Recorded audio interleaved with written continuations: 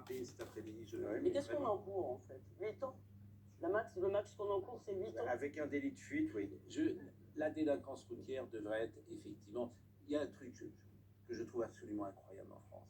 Évidemment, tu as des voitures qui peuvent rouler à 180 alors que tu n'as pas le droit de rouler à plus de 130. Pourquoi est-ce que tous les moteurs ne sont pas bridés à 150 ça va être le cas, ça va être le cas dans peu de temps. La voiture, c'est pas Renault a annoncé un truc étonnant, parce que comme Volvo d'ailleurs il y a quelques années, Renault va brider ses voitures à 180, ce qui ne veut pas dire grand chose effectivement, puisque la vitesse limitée est à 130, mais enfin c'est une idée. Bon, Monsieur Bonamy, simplement, je crois que récemment, il y a eu une tribune de militaires qui dénonçait le laxisme ambiant, et je crois que soir après soir, dans cette émission, on parle quand même de dysfonctionnement, soit de la loi, soit de lois qui ne sont pas assez fortes, soit de lois qui ne sont pas assez fortes, soit de peines qui ne sont pas appliquées. C'était l'exemple que donnait Gilles William.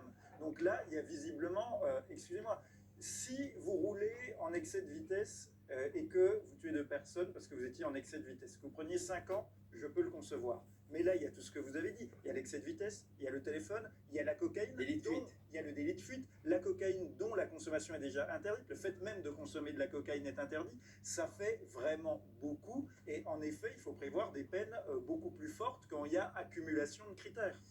C'était le premier sujet que je voulais vous